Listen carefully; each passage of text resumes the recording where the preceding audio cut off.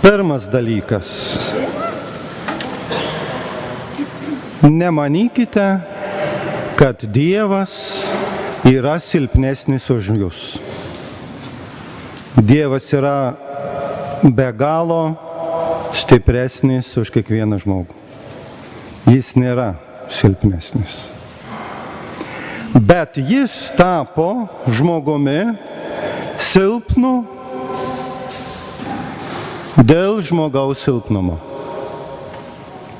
Ir mes turim gyvenimą arba tikėjimą, kad tai suprastume. Jis tapo dėl mūsų silpnų, dėl mūsų silpnybių. Kitas dalykas.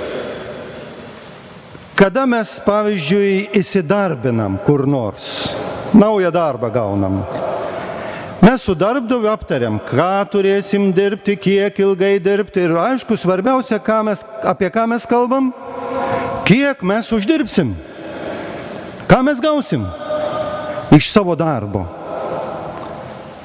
Tai jūs, kurie atėjot į katekezę, turėsit lankyti ištisus metus. Jūs klausėt savęs, ką mes už tai gausim. Nes mes galbūt šitą laiką galėjom praleisti arba galim praleisti ir kitaip. Sėdėdami prie kompiuterinių žaidimų, žaisdami arba bendraudami su savo bendramžiais, arba šiaip skirdami laiką savo. O dabar turim ateiti 2 kartus į savaitę. 1 valandėlę katekezei, kitą valandėlę mišioms. Ką mes už tai gausime? Turbūt vaikai jūs klausėt savo tėvelių, o tėveliai klausėt savęs. Šventasis Petras irgi paklausė Jėzaus, o ką mes už tai gausime? Ir šventajame rašte yra parašyta, ką mes už tai gausime. Ką nepamirščiau, aš atsinešiau ir noriu jums paskaityti. Ten yra tai pasakyti. Ir kiekvienas, kas paliko namus, brolius, seseris, tėvą, motiną, vaikus, dirvas dėl manęs, sako Jėzus, gaus 100-eriopai ir paveldės amžinai gyvenimą. Paprastai tariant, gaus 100-eriopai, 100 kartų daugiau ir paveldės amžinai gyvenimą. Suprantat, ką tai reiškia 100 kartų daugiau? A jūs žinot, kas yra gyvenimas? Daug maža, ne? Ypatingai jaunimas dar įeinat, įžengėt į gyvenimą ir taip nelabai suvokėt, kas jis toks. Vyresni mes jau žinom, kiek jis daug visko turi. Bet jūs tą gyvenimą, kurį turit, padauginkit iš 100 ir pasistengkit suvokti, kas tai yra. Plius amžinasis gyvenimas. Kokiam reikia būti kvailam, kad tokio sandoro nepasirašyti? Geras sandoris.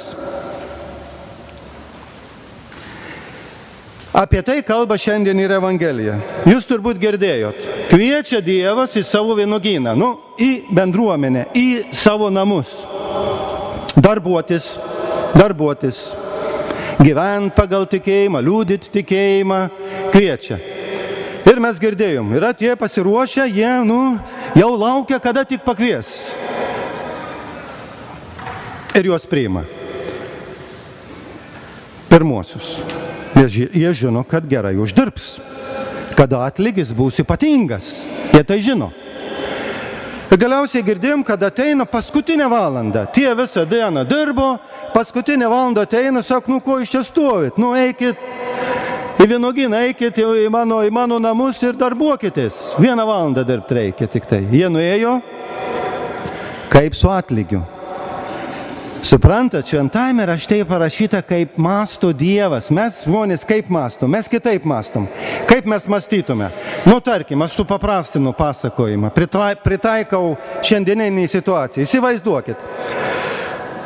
Už dieną, 300 eurų. Patenkinti turbūt būtumėt. Galbūt kažkas iš jūsų ir daugiau uždirba, bet iš esmės 300 eurų už dieną, už 8 valandas, ko gero geras atlyginimas. Sutarėm, dirbat, viskas, ateina, jūs dirbat visą dieną, ateina paskutinę valandą, kažkas irgi dirba.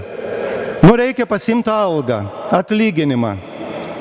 Būtų gerai, nepradėtų nuo pirmųjų, tai tie paskutiniais, nematytų, ne.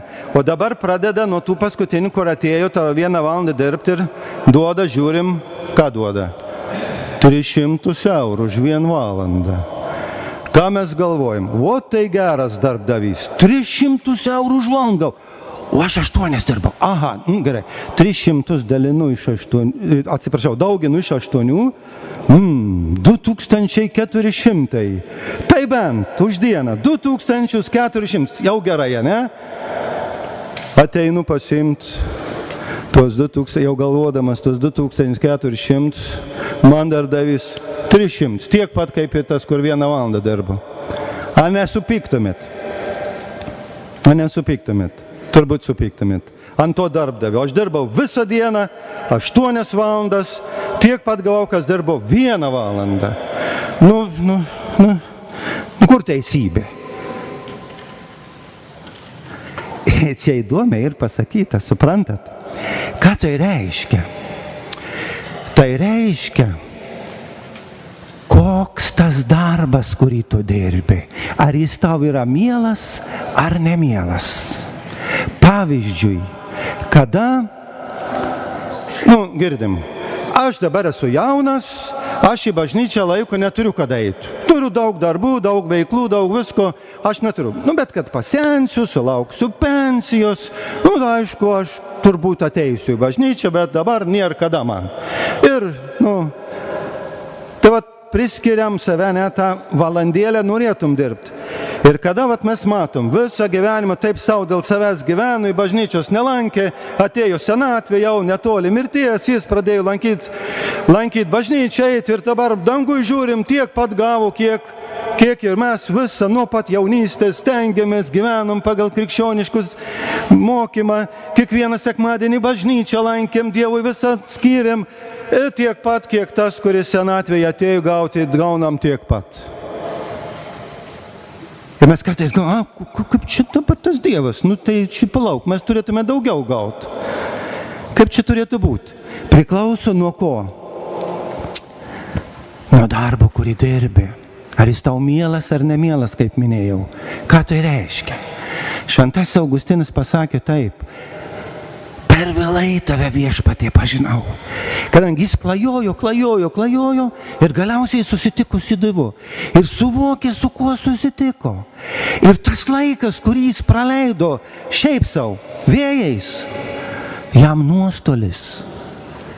Jam gaila, kad jis nebuvo anksčiau su Dievu, suprantat? Ir kada mes suvokiam, kada mes, juk kartais jūs žinot, kurie susitinkat su Dievu, žinot, galvoju, kur aš buvau, kada aš buvau jaunas. Taigi, kiek visokių nesąmonių padirbau, kiek nežinojau, kaip elgtis. Kai būčiau buvęs su Dievu, būtų daug dalykų išsisprendė. Kokie praradimai. O galėjau būti. Suprantat? Taigi, buvimas bažnyčioje, buvimas Dievo namuose, buvimas su Dievu, gyvenimas dėl jo nereiškia jums praradimo. Ir jeigu jūs atėję dabar galvojat ir triminat prakaitą nuo kaktos galvodami, o Dieve mano, visus metus, kiekvieną sekmadienį turėsiu eiti, kaip čia reikės išbūti, kaip čia reikės atsikelti rytais, kaip čia reikės melstis, kaip čia gal iškentiesiu aš tuos metelius išbūti. Ne visi iškentat. Taip galvosit, jeigu jums tas darbas sunkus, bus sunkus. Bet jeigu jūs sustiksit su Dievu, kuris jūs gelbėja, veda, duoda malonę, sako, kaip reikia gyventi, ko vengti, ko ieškoti, kaip elgtis, jėgos duoda, stiprybės duoda, optimizmo duoda, laimės duoda, 100 kartų daugiau. Jūs nieko neprarandat, atvirkščiai, ir jūs tada sakot, ačiū Dievui, kad prasidėjo katekezė, galiausiai susitikau su Dievu, supratau, ir būsiu su juo visada. Jūs paklauskit tų žmonių, jaunimas ir tėveliai jaunesni, kurie atėjot atlydėjot savo vaikus. kurie eina visą gyvenimą į bažnyčią kiekvieną sekmadienį, meldžiasi kiekvieną dieną. Jūs paklauskit jų. Aišku, jūs manis paklausit, galit manim nepatikėti. Jų paklauskit. A sunkiai tu dirbi? A tu beištveri eiti į bažnyčią sekmadieniais? Išgirsit atsakymą. Išgirsit atsakymą. Iš tų žmonių, kurie patyrė tai. Tai dėl to šiandien ir yra ta pradžia, ir pradžia, katekezės pradžia yra, kad jūs susitiktumėt, žengtumėt į Dievo vynuogyną, būtumėt jame ir suvoktumėt, kad neprarandat, bet kviečia Dievas jums žadėdamas 100-eriopai, negu jūs prarandat, plus amžinai gyvenimą. Kas jums tai gali pasiūlyti? Kas? Kompiuteriniai žaidimai, dar kas nors? Kas? Kas jums tai gali pasiūlyti? Niekas kitas, tik Dievas. Amen.